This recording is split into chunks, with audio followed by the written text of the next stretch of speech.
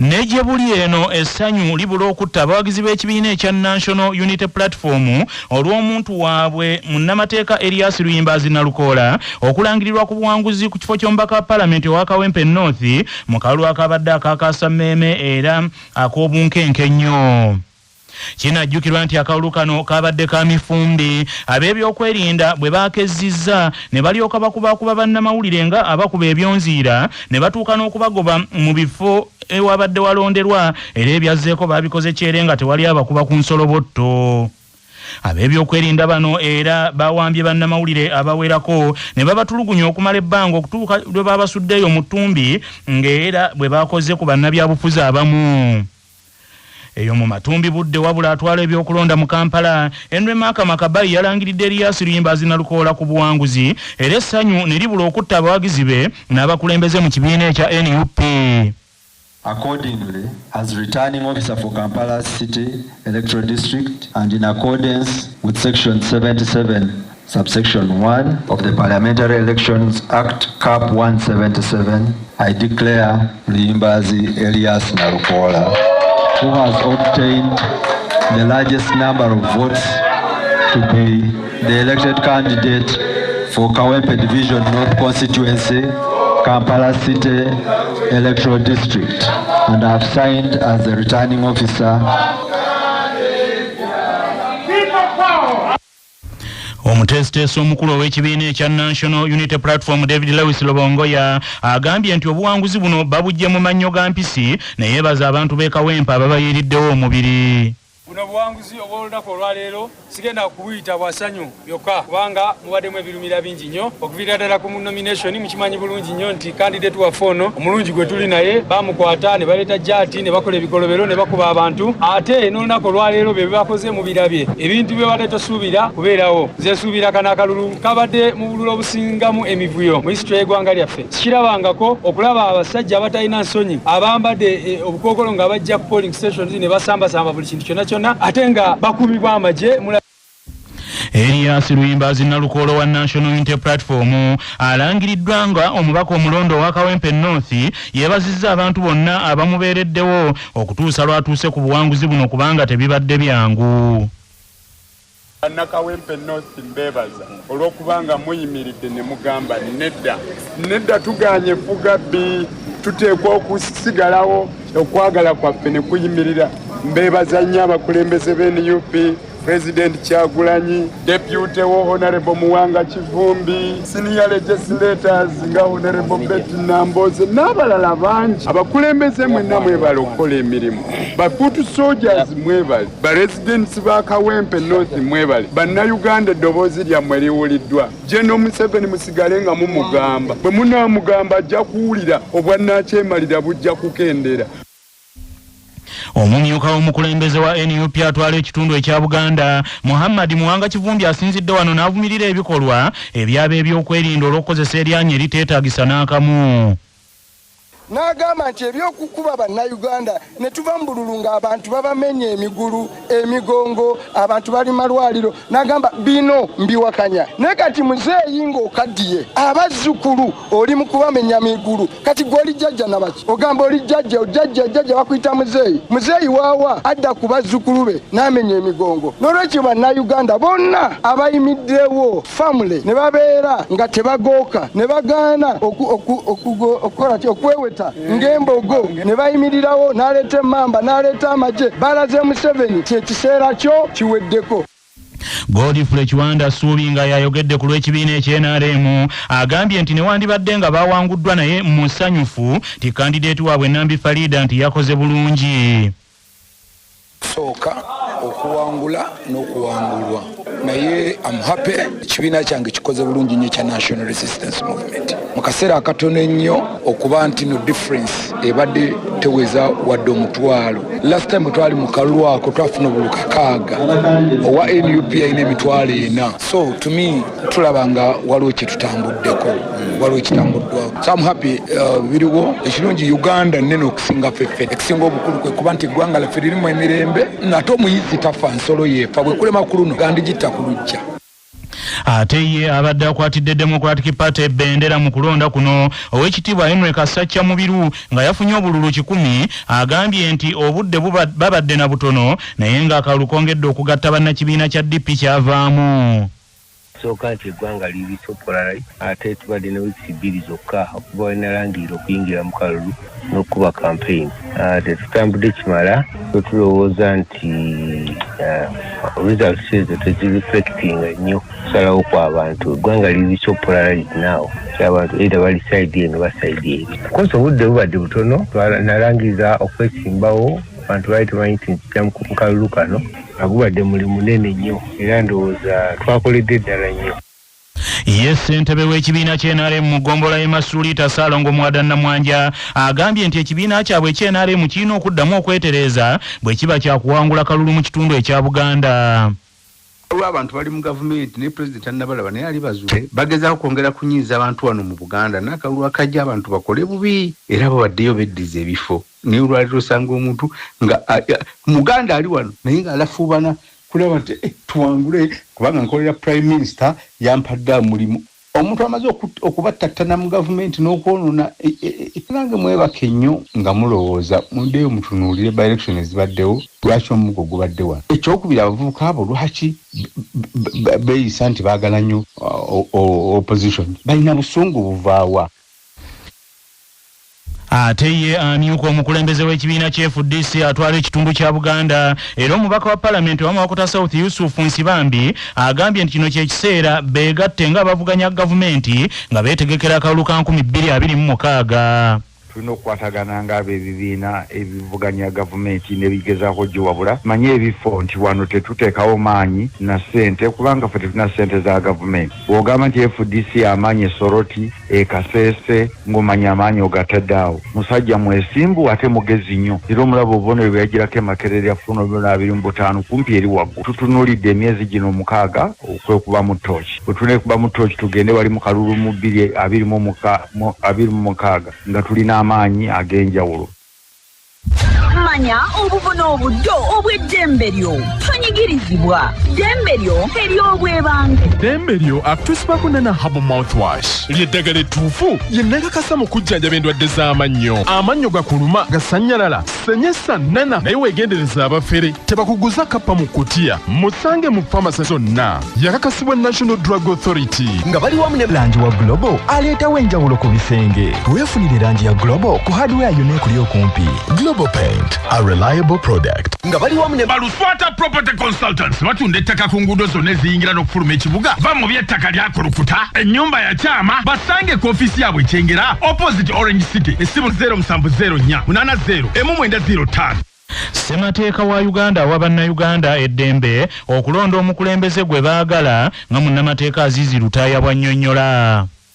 Kiri mu mateeka okusinziira ku ssemateeka wa Uganda 1995 ennyingo esekkebwako ddala nti obuyinza buli mu bantu era mu ssemateeka oyo akirambika nti abantu abo bajjanga kubeera n'eddembe lyabwe okwerondera omuntu gwe baagala abakulembere mu bifo by'obukulembeze era ssemateeka oyo akikkaatiriza nti eddembe eryo abantu okwerondera omukulembeze gwe baagala teri muntu yenna oba kitongole kyonna kivunaanyizibwa oba ekirina obuyinza okubajjako eddembe lyabwe. Kyaddaaki olukiiko lw'abaminisita kabineti lusazeewo eggoye ku kusika omuguwa okubaddewo ku kifo ekituufu awagenda okuzimbibwa ekitebe ekya disitulikiti ey'e Masaka. Omusasi waffe Tomusange Kayinja y'abirina.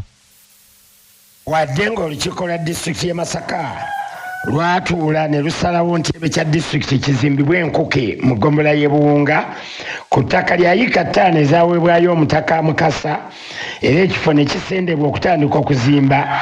Kitegeezeddwa nti kabineti eyatudde ku ntandikwa ya sabbiiti eno yamazeewo okusika omuguwa okubaddewo bwe kyasaliddwawo nti ekitebe kya disitulikiti y'e Masaka kati kigenda kuzimbibwa ekyambazi mu ggombolola y'ekya Namukaaka ku ttaka eryaweebwayo eyali omumyuka wa pulezidenti nga kati ye mbaka ow'enjawulo owa pulezidenti Museveni. Edward Kiwanuka Sekandi. Okusalawo kuno kulese bakansala ba district ya Masaka abasinga obungi abaali basazeewo nti ekitebe kibeere enkuke nga batolotooma era nga si bamativu olw'okusalawo kuno. Ensonda zitegeezezza CBS ettaka lyonna eryaweebwayo omukulu Edward Kiwanuka Sekandi liwezaako yiika 10 nga yiika 5 ze z'okuzimbako ekitebe kya disitulikiti, yiika 2 yaziwa poliisi ya Uganda ezimbeko ekitebe kya poliisi ekya disitulikiti y'e Masaka, yiika 2 n'aziwaayo eri ekitongole ekiramuzi kizimbeko kooti ne prison mu Masaka, ate yiika emu n'agiwaayo eri ofiisi ya pulezidenti ezimbeko ofiisi ya RDC. Ku mukolo ogwabadde mu ofiisi y'omukulu Edward Kiwanuka Sekandi ku Kingdom Mall mu Kampala, Ssaabaduumizi wa poliisi Abbas Byakagaba yeebazizza nnyo omukulu Edward Sekandi olw'omutima ogulumirirwa ekitundu kye wamu n'eggwanga lye.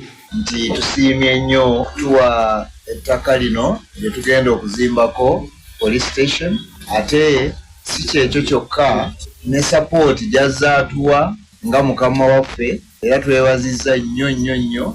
Edward Kiwanuka Sekandi ye yagambye nti Ssekabaka Muteesa ye yawa jjajjaawe ettaka lino ti n'olwekyo naye kyeyavudde aligabako.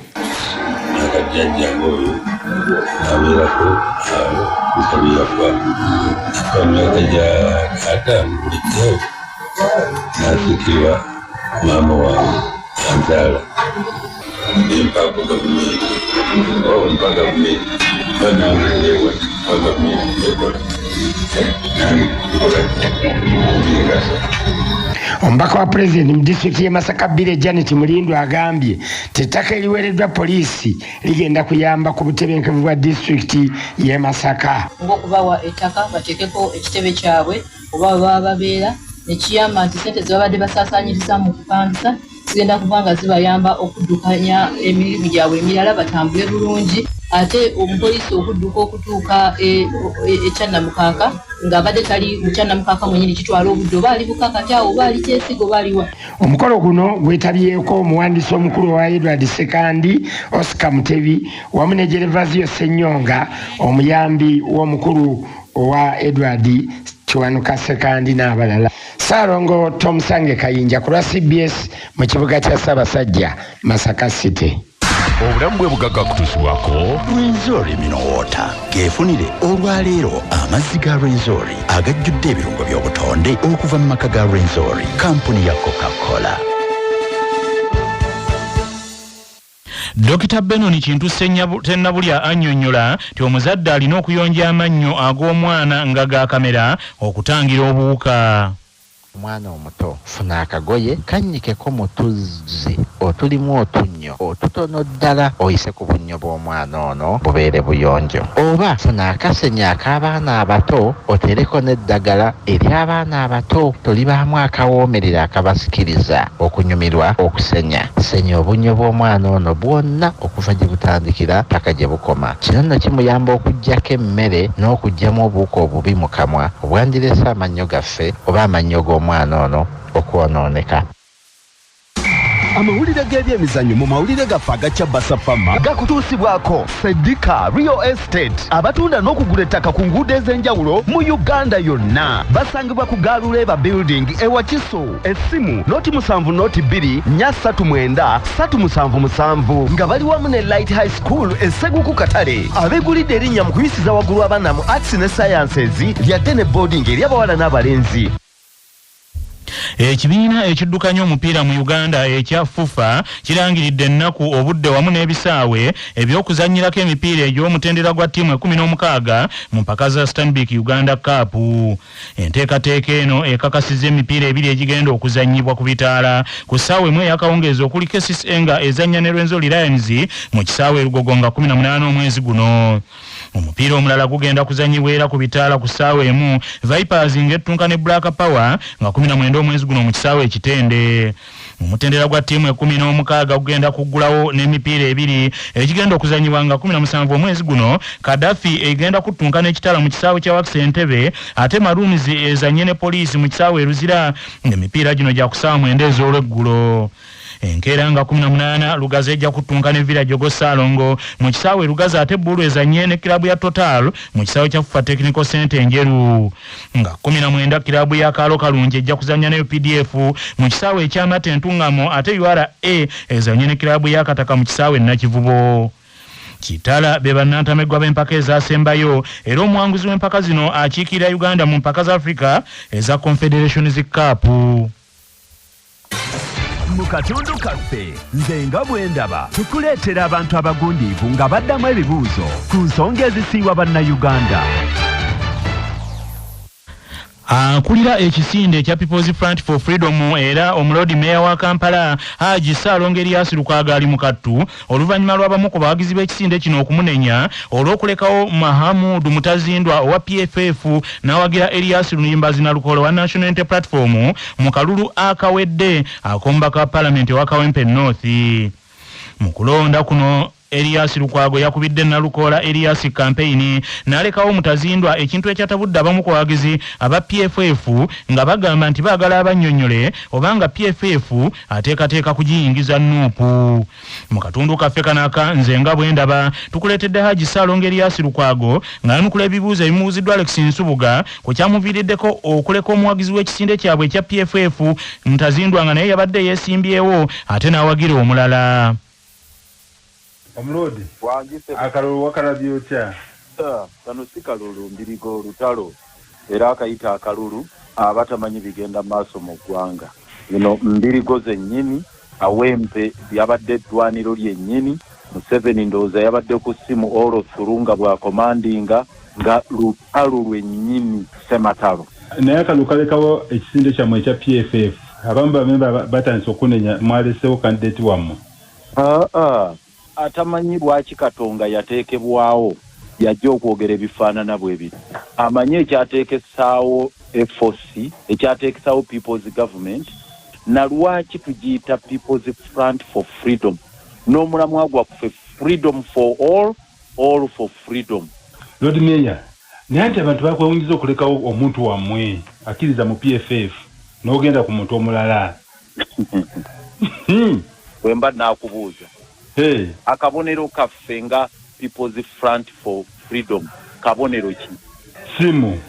Esimu ku ballot paper kwabaddeko essimu. Naye nga mulinako supporter wammwe n'abalala basupporter baffe Elias Luyimbazi Nalukoola y'omu ku bammemba baligo ttiimu ya Dr. Besigye gye nkulembera waggulu waffe nga waliyo Masakaluwa. Tetulina n'olunaku lwe n'olumu lwe tubadde mu General Court Martial Elias Luyimbazi Nalukoola nga taliiyo. So lwaki oyagala okugamba ku ssaawa eno nti omuboola nga bw'abeera naffe mu lutalo lw'okulwanyisa General Court Martial tuli naye wamu. Nze oyo Nalukoola tuvudde wala tetusheyalinga linnya lyokka lye Elias naye tuvudde wala mu ntalo zino oyo omwana ankulidde mu ngalo bw'ati nga nze mu traininga mu nsonga za rule of law. Omwana gwe nkuzizza n'atuukaawo muzaalukuke ku ssaawa esembayo ekyo kikafuuwe. Olunaku lwe twasabira Dr. Kiza Besigye buli memba wa NUP ku kitebe yalina ekifaananyi kya Dr. Kiza Besigye. Kyokka baali tebakimanyi nti Dr. Besigye wa PFF era atuula Katonga. Baali tebakimanyi nti Dr. Besigye si wa NUP. Twagenda mu Parliament ne tusayininga ekiwandiiko mu ofiisi ya Leader of Opposition ne tukisomera wamu ne nkiteekako omukono ku lwa PFF. Honorable Kyagulanyi n'ateekako ku lwa NUP n'abalala ne bateekako. So bwe tuba nga tutambulidde wamu mu nteekateeka zonna na luno olutalo lwennyini nze tosobola kuleeta jjaaji ng'eri wali ekuba bannakampala ekuba abantu emiggo emenyemenye bannamawulire ng'ogamba nti tuli mu byakkala. Please tubijjemu bino omuzannyo bino bintu byakufana kuwona bino ebintu tubijjemu amalala tubijjemu okweyagaliza tubijjemu ebyakkala okuwoza omanyi jjaaji bwegenda okumalawo abantu bino tebirimu na bujja. Sebaana yaliwo ng'ali ku tiketi ya DP nawagira Dr. Kiza Besigye 2011 nalekawo Mao nga wa DP nempagira Dr. Kiza Besigye nga tuli mu lutalo lubeerako komanda ani akulembeddemu. Kakati wembaga nti no akulembedde olutalo Kawempe ekyeraga lwatu nti ye Nalukoola ng'olyoka ogamba nti waliwo omulala. Dr. Seranyazi yagambye nti ekitegeeza BFF mwagikola n'ekigendera gitwala mu NUP. Buli omu waddembe okwogera by'ayagala. Buli aleeta okuvuganya mu lutalo wakati nti ate otaddewo kino ekisinde kikwate eno kino kikwate eno kikwate nedda Lord Mayor ogambye nti muli mu lutalo era ekyabatute ewana Lukola kubanga olaba nga ina amaanyi nga banna abalala tebabaddeyo Ssemujju nga teyabaddeyo ne ba Salamu Musumba omanyi Ssemujju byabaddeko babyaliko wayogeddeko naye omanyi olwo Salamu Musumba gyapuleyinga nga n'olunaku lw'okulonda akalulu kennyini olwajjo Salamu Musumba yabadde nga ali wanoonya kino anoonyereza ku kino anoonyereza ku kiri era nga amawulire agawaayo tugende tukole kino bannange tulwane tuti mwabadde basatu mwekka gwe ambassador ne Harold Kayija twali ku kitebe kusabira Dr. Besigye n'abannupu abalala basibe Salamu Musumba teyaliyo Wafula Ogutu teyaliyo Honorable Winnie Byanyima teyaliyo ani ataliyo Omulodi anti abamu bakunenya nti ogambe wadde abantu si byakweyagaliza naye gwe mba mu kweyagaliza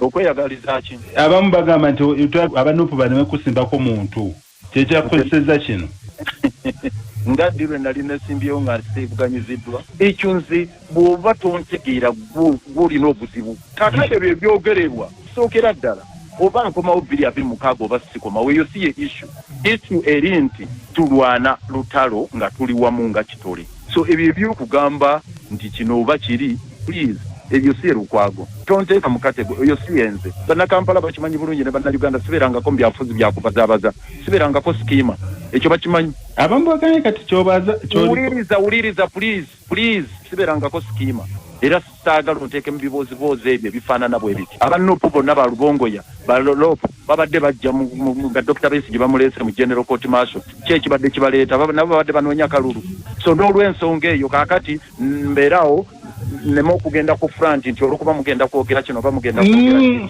basitera nyanzi bakola abalala nze bannakampala ne bannayuganda bantegeera bulungi nnyo nti Lukwago siwa byabufuzi byakubazaabaza sirina kwenfukaamirira nti ekibiina kino oba kiri nti mujjeemu ono please ebyo si byange naye kati olaba embeera waliwo bannamateeka ba George Musisi bagenda kwesimba ku bantu ku Ssemujju olwo mugenda kukikola mutya luli Ssemujju tewaliwo bamwesimbyeko tewaliyo bakandidate banupu besimba ku Ssemujju baaliyo nze Nabira teyaliiwo so eyo si ye issue kulina kuluka lujegere teri agenda kututwala mukakundibwe kati nti twesibiraawo anti awo Mawo yagambye nti muli baddabo ddiira ebigambo bya Mawo nze binkalubirira okuddamu Mawo yennyini yagamba nti Museveni akozesanga wheelbarrow akukwata nakunzika nakuvuganga ka wheelbarrow kakati oleeta wheelbarrow gyonteekako Mawo wheelbarrow naawe mu katundu kuno kwe kwaffe n'ennono ezaffe eza wano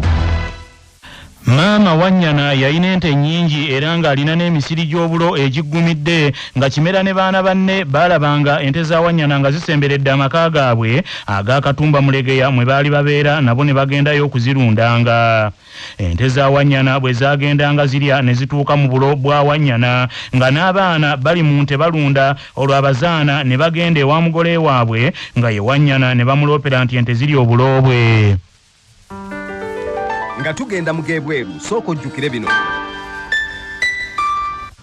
olwaleero ennaku z'omwezi ziri 14 omwezi ogwokusatu ogwa Mugulansigo omwaka ogw'2025 bwe lwali bwe ruti mu 1999 gy'emyaka 26 egyakayita Ssaabasajja Kabaka empologoma ya Buganda Sseggwanga Kimera Frederick Ronald Muwenda Mutebi owookubiri yasiima n'alaalira mu maka g'abakadde banne Abagereka Sylvia Najjinda enkumba mu Busiro. Omuteregga Ronald Muwenda Mutebi owookubiri yasiima n'alonda Katikkiro wa Buganda ow'ebiro ebyo Oweekitiibwa Yosefu Mulwanyamuli Ssemwogerere n'akulembera ttiimu ennywevu eyamukiikirira mu kulaalira mu maka g'abakadde banne Abagereka era ne batwala endaalira. Emikolo gino egy'okulaalira kwa Kabaka gye gyakulemberamu emikolo egy'okukuba enkanamu Kabaka Mutebi gye yakolanga ennaku z'omwezi 27 ogw'omunaana 1999 ku mbaga mawuuno eyayingira mu byafaayo eby'olwasa oluyise n'afunira Obuganda n'Abagereka Sylvia Najjinda. amawulire okuva ebweru w'eggwanga gakutuusibwako Kajansi Progressive Secondary School eweza Kajansi mailo 7 ku lw'entebe essimu noti 7 noti 6 emu 6 emu emu 6 nga bali wamu ne M-Chad Industries abakukolera M-Chad Black Tea amajani kawoomera ne M-Chad Mchuzi Mix akanzaali akazito yenva bisange mu maduuka gonna essimu noti 75 noti 668 481 Omufuzi wa Russia Binyanyali Vladimir Putin ataddewo obukwakulizo obukakali obuteekeddwa okutuukirizibwa okukomya olutalo olumaze emyaka nga lusaanikidde Ukraine ng'agamba nti bulijjo kyeyagala kikuseeza omunyolo amalibu gamuttira olubimbi. Binywa birya Vladimir Putin wabula agambye nti akanya n'ekyokukomya olutalo olw'okukekkeza ennyago bw'abadde ng'ayogera ku ntegeka ey'okuganzika wansi emigemerawala okumala ennaku 30 Ukraine yo gye yasembye ku ntandikwa ya wiiki eno nti ejja kukola. Kyokka bigegere Putin agambye nti okukkiriza bino nga bakutte ku nsonga zennyini ezaavaako olutalo nga Amerika oluwulidde bino neeteeka nnatti endala ku Russia naddala ku mafuta gaayo gaasi wamu n'ebya banka nga bakakasa nti bulijjo ennyama enkapa esinga nva enkalubo ekiri amaluma. Omukulembeze wa Ukraine Volodymyr Zelensky agambye nti binnyo birya Putin ayanukuzza malala meerere saako okwefaako yekka nga Russia yeetaaga okusaako nnatti endala enkambwe olw'okulemezaawo olutalo n'efuula Ukraine ekyenyinyalwa. Agavoda mu kunoonyereza wano ku Chabasa Farma gakutuusibwako Kyadondo Technical Institute Busabala abakuwa obukugu mu bya engineering, technology ne business ku ddala lya certificate ne diploma n'obeera wanjawulo mu katale k'ebyemirimu. Mu mawulire ag'ebyobulamu bannassaayansi bazudde omugaso omulala omunywevu oguli mu kukola dduyiro nga bakizudde nti dduyiro yandikola ng'eddagala erirwanyisa okulumwa enjala mu bantu bwe kityo n'okendeeza okulya ennyo mu bantu oluusi okuvaako omugejjo ogw'obulabe. Abayivu abaasookera mu kuvuga n'emiti ebipiira eby'emmotoka bye bayiyeemu amazzi okunoonyereza okwaluno bakoledde ku University of Virginia mu America okugezesa kwabwe okw'ensonga ne bakukolera ku bantu 11 be bajja e Irani. Ababangufu bakizudde nti dduyiro omubadde okusotta eggaali okubuukabuuka wamu n'omulala nti akendeezezza obwangu bw'okulumwa enjala abantu ne babanga tebaliira kumukumu era n'akendeeza n'okuyaayaana okungi mu kulya omuntu n'atalyanga eyasimattuka kkunsa. Namuzigo okwetoolooledde okunoonyereza kwa luno omugezi Profesa Kara Anderson agambye nti bakizudde nti ebika bya dduyiro ebimu bireetawo okufunda kw'olubuto olugendamu emmere ng'oggyeko okusala ebisavusavu ebibi mu kiwato n'olubuto ebireeta obulabe. Bannaffe